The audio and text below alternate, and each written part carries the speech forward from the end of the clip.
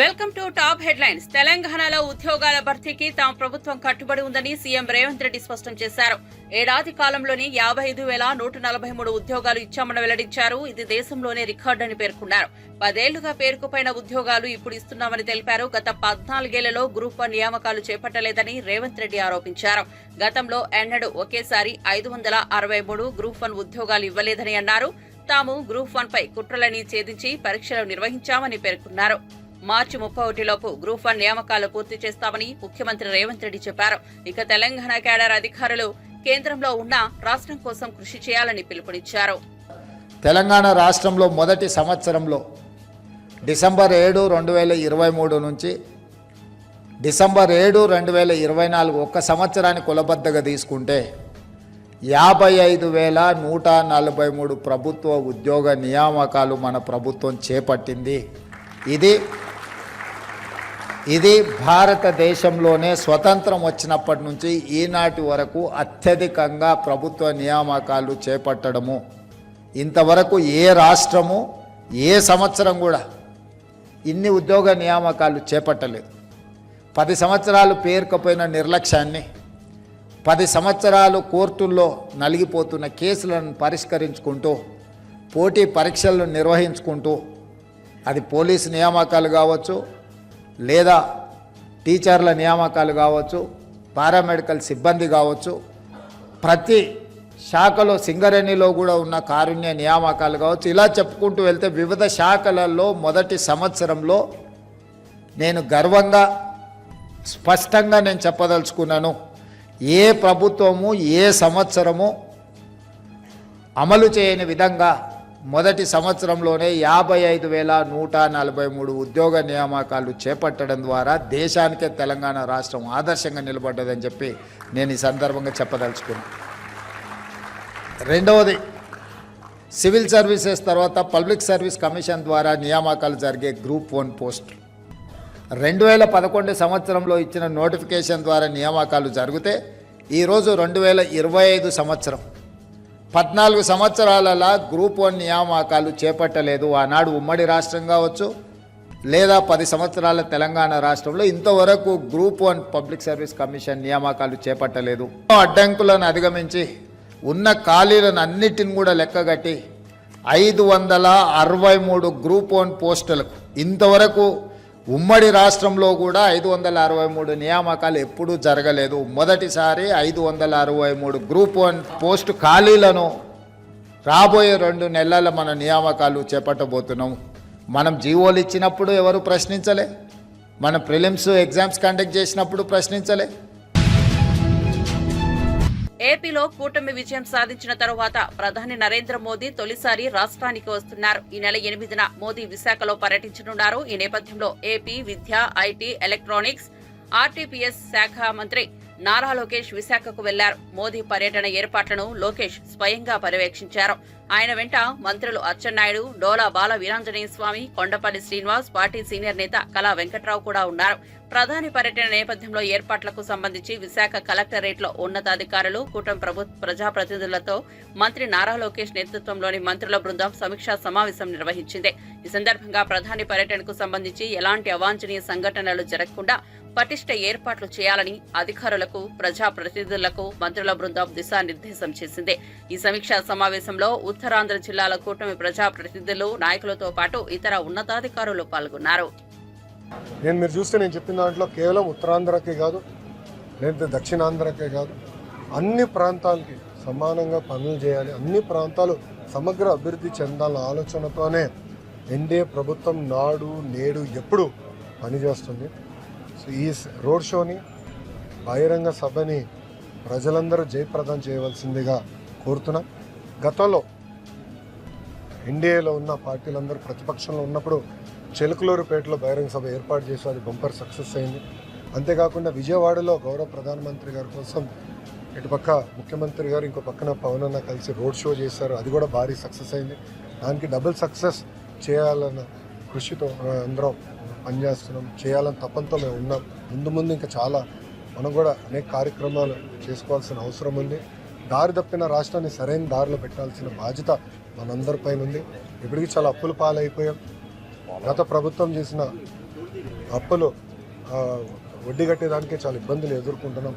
కేంద్ర ప్రభుత్వం సహకారం చాలా చాలా అవసరం.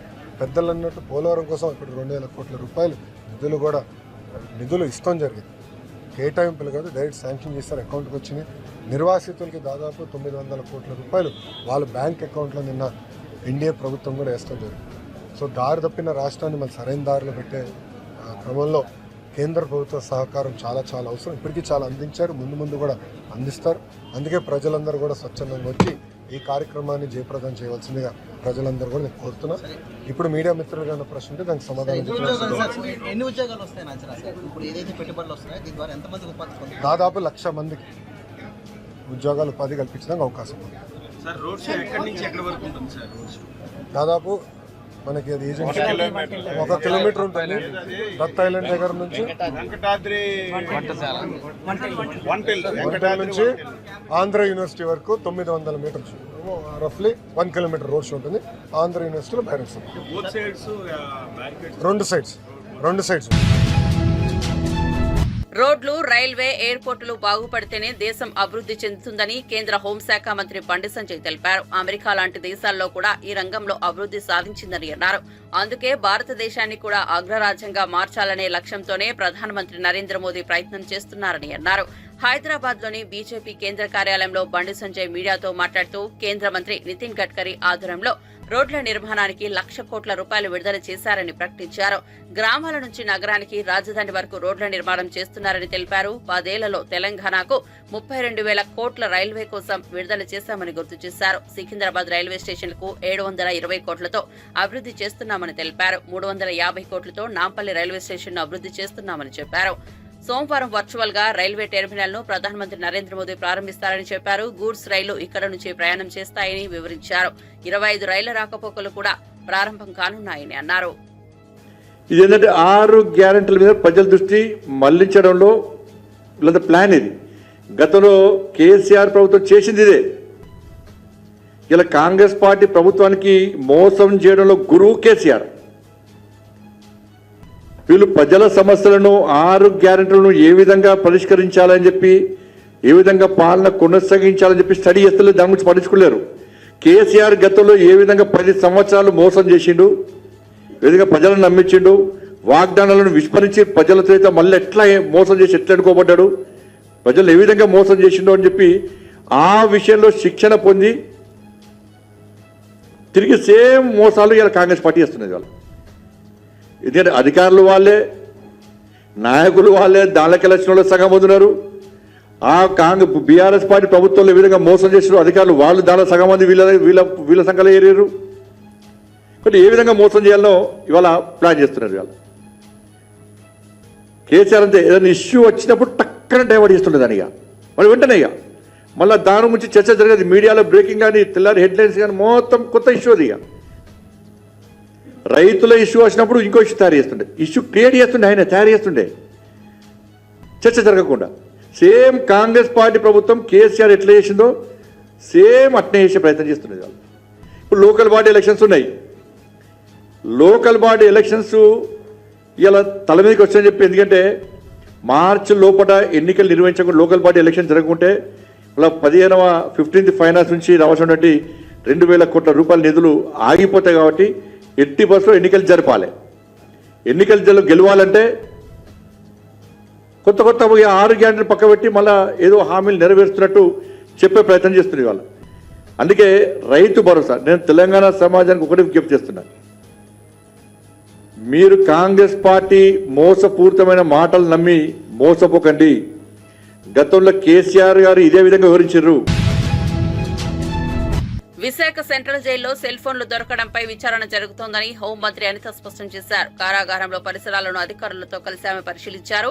కారాగారంలో ఎక్కడా భద్రతా లోపాలు లేకుండా చర్యలు చేపట్టామన్నారు. గత ప్రభుత్వం నిర్వాహకం వల్లే జైల్లో పరిస్థితులు దారుణంగా ఉన్నాయని మండిపడ్డారు. లోపల ఖైదీలకి గాంజా సరఫరా చేస్తున్నారన్నట్టుగా కొన్ని ఆరోపణలు రావటం నేపథ్యంలో లాస్ట్ టైం కూడా మేమందరం కూడా దీని మీద ఎంక్వైరీ వేయడం జరిగింది. కొన్ని నిజాలు బయటపడిన తర్వాత కొంతమందిని కూడా అక్కడ నుంచి సస్పెండ్ చేయడం కూడా జరిగింది. అయితే ఆ రోజు నుంచి నేను లాస్ట్ టైం ఇక్కడికి ఫార్మల్ విజిట్ కి వచ్చినప్పుడు కూడా నేను చాలా సందర్భాల్లో ఇక్కడ అబ్జర్వ్ చేసి వాళ్ళందరినీ కూడా కొంచెం అలర్ట్ చేయడం జరిగింది. ప్రతిసారి మేడం ఏంటి లాస్ట్ 5 years గురించి మాట్లాడతారని మీరు అనుకోవచ్చు, కానీ ఆ ల్యాప్సెస్ అన్నవి చాలా క్లియర్ గా మేము ఫేస్ చేయాల్సిన పరిస్థితి వచ్చింది. లాస్ట్ గవర్నమెంట్ కంప్లీట్ గా ప్రిజన్స్ తాలూకా సెక్యూరిటీ పర్పస్ లో కానీ వాటి మెయింటెనెన్స్ విషయంలో కానీ కనీసం ట్రాన్స్ఫర్స్ విషయంలోని కానీ లోపల ఏం జరుగుతుంది అన్నది కంప్లీట్ గా వదిలేశారు. మేము వచ్చిన తర్వాత ప్రతిదీ కూడా పిన్ టు పిన్ మేము అబ్జర్వ్ చేసుకుని పిన్ టు పిన్ మేము ఎంక్వైరీ చేసుకుని ప్రతి ఎక్కడా కూడా ఇబ్బంది లేకుండా చూసుకునే బాధ్యత మేము తీసుకుంటా ఉంటే కొన్ని సందర్భాల్లో కొంతమందికి అది ఇబ్బంది కలిగే పరిస్థితులు రావచ్చు. ఎవరికి ఎన్ని ఇబ్బందులు కలిగినా కూడా సెక్యూరిటీ సేఫ్టీ అన్నది ముఖ్యం కాబట్టి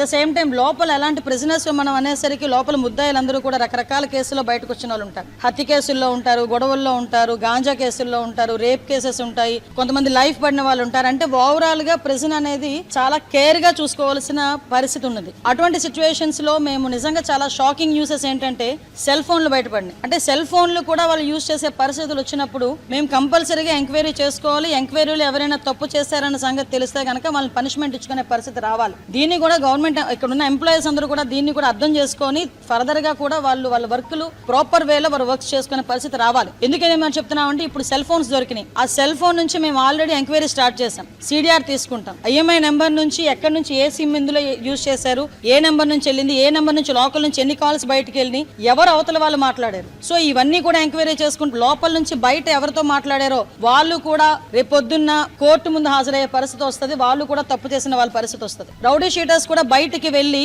లోపలికి వచ్చేటప్పుడు గాంజా తీసుకుని వచ్చే పరిస్థితులు కూడా కనిపించాయి. అంటే అటువంటి సందర్భాల్లో కూడా కొంతమంది పోలీసులు కూడా ఇబ్బందులు పడి వాళ్ళు కూడా సస్పెండ్ చేసే పరిస్థితులు కనిపించినాయి. లోపల ఒక చిన్న ప్లాంట్ కూడా కనిపించింది, గాంజా ప్లాంట్ కూడా కనిపించింది. ఈ రోజు మేము చెప్తుంది ఏంటంటే మా డిపార్ట్మెంట్ ఎంత క్లియర్ గా వర్క్ చేస్తుంది ఈ రోజు అంటే ఎక్కడా కూడా ఒక ఇంచును కూడా వదలకుండా చాలా క్లియర్ కట్ గా వారు సర్వేలెన్సెస్ లో పెట్టుకొని అటువంటి సిచ్యువేషన్స్ ఏమి రాకుండా ఈ రోజు అంత పగడ్బందీగా చేస్తున్నాం. పగడ్బందీగా చేస్తున్న సందర్భంలో కొంతమందికి ఇది ఇబ్బంది రావచ్చు, కొంతమందిని ట్రాన్స్ఫర్ చేయాల్సిన పరిస్థితి రావచ్చు, కొంతమందిని సస్పెండ్ చేయాల్సిన పరిస్థితి కూడా రావచ్చు.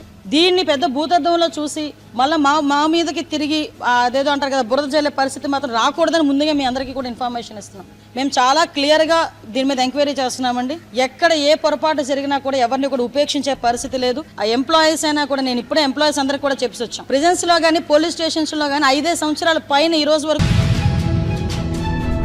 సినిమాలో హైందవ ధర్మం మీద దాడి జరుగుతోందని ప్రముఖ గేయ రచయిత అనంత శ్రీరామ్ అన్నారు. విజయవాడలో హైందవ శంఖారావం సభలో పాల్గొన్న ఆయన వాల్మీకి రామాయణం, వ్యాస భారతం భారత సాహిత్య వాంగ్మయానికి 2 కళ్ళ లాంటిదన్నారు. అలాంటి వాటిని వినోదం కోసం వక్రీకరించారని చెప్పారు. హిందూ ధర్మాన్ని హననం చేసే సినిమాలను ప్రతి ఒక్కరూ బహిష్కరించాలని కోరారు. హిందూ జన బంధు సందోహానికి 100 కోట్ల వందనాలు అర్పిస్తున్నాను. సమకాలీన సమాజంలో చలనచిత్రం అనేది కళా ప్రదర్శనకి ఒక ముఖద్వారంగా మారింది. అది వెండి తెర మీదైనా, ఉల్లి తెర మీదైనా, మన చేతుల్లో ఉన్న బుజ్జి తెర మీదైనా ఈ చలనచిత్రమే సంగీత, సాహిత్య, నృత్య, నటనాది కళారూపాల ప్రదర్శనకి ముఖద్వారంగా మారింది. అయితే వచ్చిన చిక్కల్లా ఏంటంటే చలనచిత్రం, సినిమా అనేది ఒక వ్యాపారాత్మకమైన కళాత్మకమైన వ్యాపారం. వ్యాపారానికి కళాత్మకతని, కళాత్మకకి వ్యాపారాన్ని జోడించే క్రమంలో హిందూ ధర్మానికి కళంకం కలిగిస్తూనే వస్తుందన్న సత్యాన్ని నేను బాహాటంగా వ్యాపారాన్ని జోడించే క్రమంలో హిందూ ధర్మానికి కళంకం కలిగిస్తూనే వస్తుందన్న సత్యాన్ని నేను బాహాటంగానే అంగీకరిస్తున్నాను. అయితే మరే రంగానికి చెందిన వాడినో అయితే జరిగిన ఈ తప్పుని విమర్శించవచ్చు, జరుగుతున్న ఈ నేరాల్ని వేటిపైన విరుచుకుపడచ్చు. కానీ అదే సినీ రంగానికి చెందిన వాడిని కాబట్టి ఇప్పటిదాకా జరిగిన ఈ హైందవ ధర్మ వ్యక్తిత్వ హననానికి యావత్ ఈ హిందూ సమాజం ముందు సినీ రంగం తరపున క్షమార్పణలు సమర్పిస్తూనే నేను ముందుకు వెళ్తున్నాను. ఆ క్షమార్పణలు కనుక నేను సమర్పించకపోతే ఇంకొక మాట మాట్లాడే అర్హత కూడా నాకు లేదు. అయినా ఇక్కడ 4 మాటలు మాట్లాడడానికైనా నాకున్న ఒకే ఒక్క అర్హత ఏంటంటే ఇక్కడ ఈ హైందవ శంఖారావాన్ని శంఖనాదాన్ని పూరించిన విశ్వ హిందూ పరిషత్ నిర్వహించిన సరస్వతి శిశు మందిర్లో నా ప్రాథమిక విద్యా అభ్యాసం జరిగింది కాబట్టి.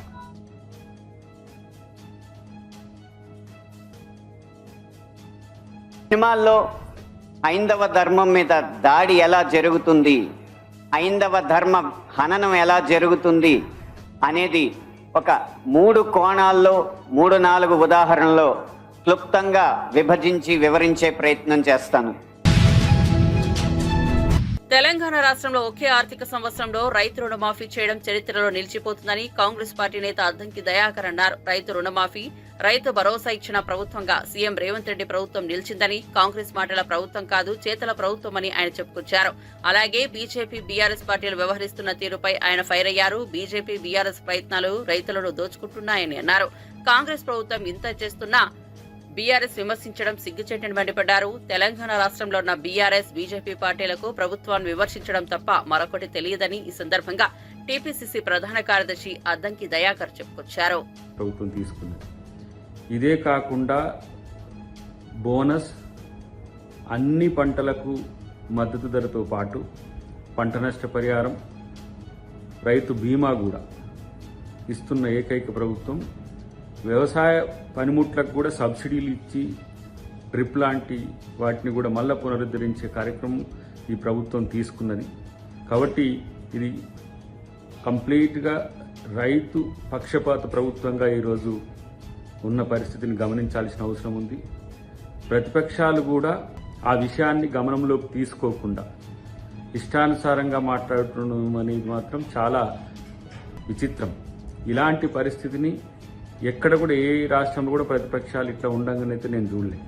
కాబట్టి రైతులు సంతోషంగా ఉన్న సందర్భంలో ఇలాంటి పరిస్థితులు తీసుకురావడం అనేది తప్పు అనేది నా యొక్క అభిప్రాయం. కాంగ్రెస్ ప్రభుత్వము మాటలు చెప్పడమే కాదు, ఆ పనిని చేసే ప్రభుత్వం. ఇది చేతల ప్రభుత్వం, చేతి గుర్తు ప్రభుత్వం. గుర్తుంచుకోండి, మీలాగా గులాబీ కమలంలాగా 2 చెవుల్లో పూలు పెట్టే ఎర్రి పుష్పాలు కాదు. ఇలా చేతి గుర్తుకు సంబంధించిన అంశంలో ప్రతి ఒక్కరికి ఆ నమ్మకం ఉంది, ఆ అభయ హస్తం ఉంది. ఇలా ఇందిరమ్మ పేరు మీద కూడా ఆ పథకానికి పేరు పెట్టుకోవడం వల్ల కూడా రైతులకు ఒక భరోసా కూడా వచ్చింది. కాబట్టి ఇలా ఇష్టానుసారంగా మేమేదో చేస్తున్నామని చెప్పుకొని గఫాలు కొట్టే బీఆర్ఎస్ కానీ బీజేపీ కానీ మీరు ఏదైనా చెయ్యండి, వాళ్ళ కొరకు ఏదైనా చేసిన చరిత్ర మీద లేదు, వాళ్ళని దోచుకున్న చరిత్రే ఉంది. రైతు బంధు పేరు మీద ఎన్ని రకాల భూముల సమస్యలు తెచ్చిండ్రో అందరికి గుర్తున్నది. ఇటువైపు ఏ రాష్ట్రంలో కూడా రైతు రుణమాఫీ చేయరు బీజేపీ వాళ్ళు. ఇక్కడ రైతు రుణమాఫీ చేస్తే దానికి సంబంధించిన విమర్శలు, రైతు భరోసా ఇస్తే దానికి సంబంధించిన విమర్శలు. ప్రతి ఒక్కటి రైతు కోణం నుంచి, ప్రజా కోణం నుంచి ప్రభుత్వం ఆలోచించి మాత్రమే నిర్ణయం తీసుకున్నది. కాబట్టి ఈరోజు కాంగ్రెస్ ప్రభుత్వాన్ని గనక మీరు అంటే మిమ్మల్నే ప్రజలు ఉమ్మేస్తారనే విషయాన్ని గుర్తుపెట్టుకోండి. ఒకవైపు రాష్ట్ర ధనాన్ని దోచుకున్న దొంగలు మాట్లాడుతున్నారు, ఇంకొక వైపు రాష్ట్రానికి చిల్లి గవ్వయ్య అని కేంద్ర ప్రభుత్వ దొంగలు మాట్లాడుతున్నారు. కాబట్టి మేము తెలంగాణలో తెలంగాణ ప్రభుత్వం రైతు పక్షపాత ప్రభుత్వాన్ని మరొకసారి నిరూపించుకున్నది. ప్రధాని మోదీ నమో భారత్ రైల్లో ప్రయాణించారు. గజియాబాద్లోని సాహిదాబాద్ నుంచి ఢిల్లీలోని న్యూ అశోక్ నగర్ వరకు ఆయన ప్రయాణించారు. షాహిదాబాద్ నుంచి న్యూ అశోక్ నగర్ మార్గంలో 13 కిలోమీటర్ల మేర ఆందోళన ఏర్పాటు చేసిన నమో భారత్ కారిడార్ను ప్రధాని ప్రారంభించారు. అనంతరం ఆయన రైల్లో ప్రయాణించారు. సాయంత్రం 5 గంటల నుంచి ఈ రైలు మార్గం ప్రయాణికులు అందుబాటులో ఉండనుందని అధికారులు తెలిపారు.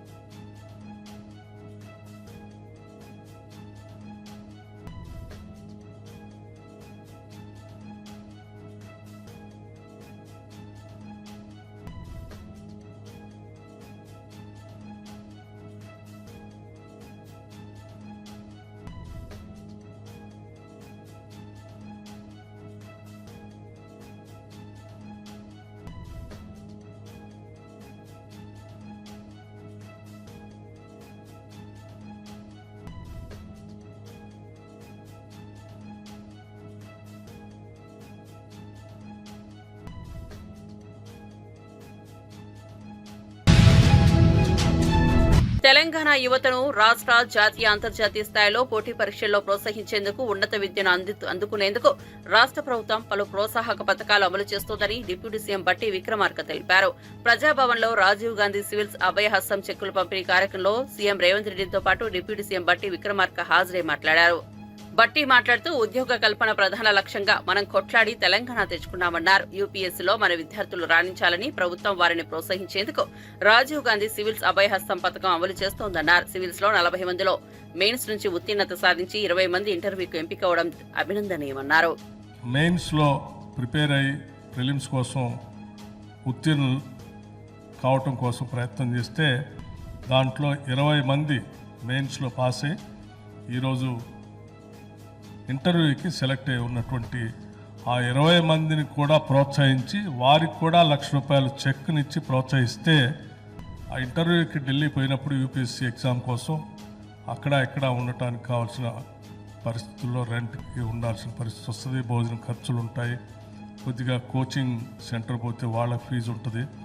సో వీటన్నిటికి కూడా కొంత వెసులుబాటు కల్పించడానికి రాష్ట్ర ప్రభుత్వం నుంచి ₹1,00,000 చెక్ వాళ్ళకి అందిస్తే ఎటువంటి ఇబ్బంది లేకుండా దృష్టి అంతా ఇంటర్వ్యూ మీదనే పెట్టడానికి ఉపయోగపడుతున్నటువంటి ఒక ఉన్నతమైన ఆలోచనతో తిరిగి మళ్ళీ ముఖ్యమంత్రి గారు మంత్రిమండలి ఆలోచన చేసి కేవలం మెయిన్స్ వాళ్ళకే కాదు ఇంటర్వ్యూ పోయే వాళ్ళకు కూడా మనం ప్రోత్సహించాలని చెప్పి ఆలోచనతోనే మరొక ₹1,00,000 చెక్ను వారికి అందించాలనేటువంటి ఆలోచనతో ఈ కార్యక్రమాన్ని ఇక్కడ ఏర్పాటు చేశాం.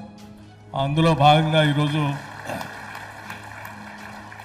ఆ 20 మంది ఈరోజు ఇంటర్వ్యూకు వెళ్తూ ఉంటే రాష్ట్ర ప్రభుత్వం తరఫున మేమంతా గర్విస్తూ ఉన్నాం.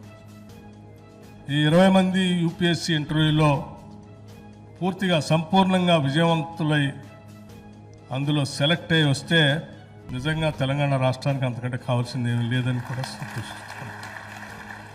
సో ఇది తెలంగాణ ప్రజలకి ఇక్కడ నుంచి మిమ్మల్ని ప్రోత్సహించి పంపిస్తే యూపీఎస్సీ సెలెక్ట్ అయితే సరే మన రాష్ట్రానికి వచ్చేవాళ్ళు రాష్ట్రానికి వస్తారు, దేశంలో ఎక్కడున్నా కానీ మా ప్రభుత్వం మమ్మల్ని ప్రోత్సహించి యూపీఎస్సీలో సెలెక్ట్ కావటానికి సహకరించింది. కాబట్టి నా రాష్ట్రాన్ని నా ప్రభుత్వాన్ని కాపాడుకుంటూ ఏ స్థాయిలో ఎక్కడున్నా కానీ ఈ రాష్ట్ర ప్రయోజనాల కోసం మంచి మనసుతో మీ ప్రయత్నం కూడా మీరు చేస్తారనేటువంటి ఆశ ఆలోచన మా అందరికీ ఉంది. అందుకోసమే మిత్రులారా మీ అందరికీ మీ తల్లిదండ్రులు ఎంత ఆశపడతా ఉన్నారో మీరు సెలెక్ట్ కావాలని ఈరోజు రాష్ట్ర ప్రభుత్వ అధినేతలుగా మేమంతా కూడా ఆశపడతా ఉన్నాం మీరందరూ సెలెక్ట్ కావాలని. అదే మా అందరికీ ఉన్నటువంటి బలమైనటువంటి కోరిక. ఆంధ్రప్రదేశ్ డిప్యూటీ సీఎం పవన్ కళ్యాణ్ తన కుమారుడు అఖిరానందన్ సినిమాల్లోకి రావాలని తాను కోరుకుంటున్నట్టు సినీ నటి రేణు దేశాయ్ తెలిపారు. అఖిరానందన్ సినిమాల్లోకి ఎప్పుడెప్పుడు వస్తాడోనని తల్లిగా తనకు ఆతృత ఉన్నట్లు రేణు చెప్పారు. తూర్పుగోదావరి జిల్లా రాజానగరం మండలం నరేంద్రపురంలో ఐశ్వర్య ఫుడ్ ఇండస్ట్రీస్ నిర్వహించిన ఓ కార్యక్రమంలో రేణు దేశాయ్ పాల్గొన్నారు. ఈ సందర్భంగా సంస్థకు చెందిన 5 రకాల కొత్త ఉత్పత్తులను మేనేజింగ్ డైరెక్టర్ జొన్నాడ శ్రీధర్తో కలిసి ఆమె ప్రారంభించారు. I think I'm still a very small person in the industry. పెద్దవాళ్ళు మాట్లాడారు ఆల్రెడీ. సో నిజంగా ఇక్కడ this is a very beautiful area. I'm telling you. అంటే నాకు పదాలు రావట్లేదు. నేను చూసిన కంట్రీ సైడ్ విజయవాడ నుంచి రాజమండ్రి ప్రయాణంలో it is very beautiful. It is just beautiful అంతే. అంటే ఒక heaven like it's God's blessing that you guys are in this area. And Godavari and మనము బేసిన్ కానీ యూ ఆర్ జస్ట్ బ్లెస్డ్. అదే అనొచ్చు. 100% చేస్తాను. ఇప్పుడు ఎన్నిసార్లు సెకండ్ ఇన్నింగ్స్ చేయాలి నేను అన్నా? నాకు 4-5 సార్లు అయిపోయింది సెకండ్ ఇన్నింగ్స్. ఉన్నాయి 3 మూవీస్. నేను 2017లో మా టీవీతో నీతోనే డాన్స్ చేశాను. దాని తర్వాత టీవీలో ఎంత చేశాను. 2 years ముందు రవితేజ గారు సినిమా చేశాను. ఇంకా చేస్తానున్నాను. మధ్యలో డైరెక్ట్ చేశాను. సో మా ఇన్నింగ్స్ ఎప్పుడు అవలేదు మళ్ళీ సెకండ్ ఇన్నింగ్స్ అవటానికి. It's like riding a bicycle. మీరు ఒకసారి సైకిల్ నేర్చుకుంటే మళ్ళీ సెకండ్ ఇన్నింగ్స్ ఉండదు సైకిల్ నేర్చుకోవటం. అది it's a part of life, making films and being in films. అబ్బా ఒక్కటి కూడా మీరు వదలరు నాకు. I'm also waiting. నేను మాటికి పదే ప్రతిసారి మీడియా ముందు అయితే చెప్పిన అంటే మీ అందరికన్నా అన్నిటికన్నా I'm waiting. I'm the mother. నేను తల్లి కదా, కన్న తల్లి నేను. సో మీ అందరికన్నా నాకెంత ఉంటుంది, but it is his wish. అతను ఎప్పుడు అంటే అంతే. మీకు కావాలేదేనా ఇప్పుడు దీని ఐశ్వర్యకి సినిమాకి ఏం కనెక్షన్ చెప్పండి. మీరు శ్రీధర్ గారిని అడగండి. సినీ నటి బీజేపీ నాయకురాలు మాధవీలతకు తాడిపత్రి మున్సిపల్ చైర్మన్ జేసీ ప్రభాకర్ రెడ్డి క్షమాపణలు చెప్పారు. మాధవీలత గురించి ఆవేశంలో మాట్లాడడం తప్పేనని అంగీకరించారు. ఆమెకు మనస్ఫూర్తిగా క్షమాపణలు చెబుతున్నట్లు ప్రకటించారు. ఇదే విషయమై మీడియాతో మాట్లాడిన జేసీ మాధవీలతపై తాను చేసిన వ్యాఖ్యలపై బేషరతుగా క్షమాపణలు చెబుతున్నట్లు ప్రకటించారు.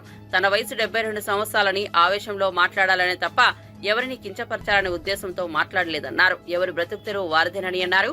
తనను పార్టీ మారమని చెప్పే హక్కు ఎవరికీ లేదని జేసీ ఉద్ఘాటించారు. తన గురించి మాట్లాడిన రాజకీయ నాయకులందరూ ఫ్లెక్సీగా లేనంటూ విమర్శించారు. తాడిపత్రి కోసం ఎంతవరకైనా వెళ్తానని జేసీ మరోసారి వ్యాఖ్యానించారు. మీరు ఫోర్స్ఫుల్ గా తెచ్చుకోవాలా. నేను టాంప్లెట్ అని కాదు, ఫ్లెక్సీ అని కాదు.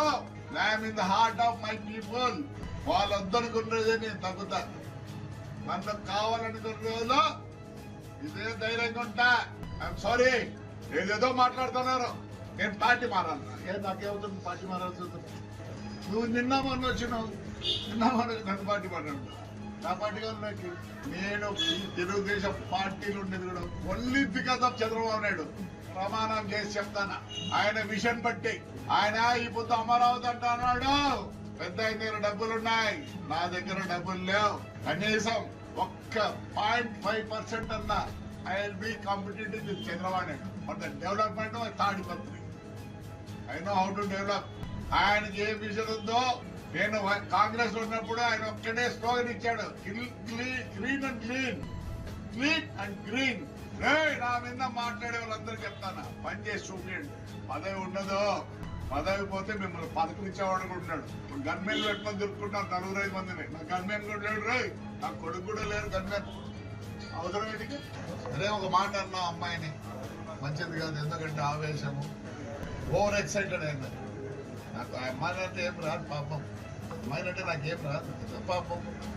కార్యకర్తగా కొన్ని మాటలు చెప్పకుండా చేసి, నాకు వయసు 72 సంవత్సరాలు. ఆవేశం ఎక్కువ, మీ అందరికి తెలుసు. ఆవేశంలో పొంగింది, అది మాట్లాడింది కావాల్సింది కాదు. So I apologize that girl ఎవరి డిషి. ఎవరు పద్మ గారు ఉంటుంది పాపం, మంచిది కాదు. స్లిప్ ఆఫ్ మై టంగ్ అనుకోండి. కానీ ఈ రాజకీయ నాయకులందరూ మాట్లాడుతారు చూడే, ఎట్లంటే మాట్లాడతాడు, మంచిది కాదు.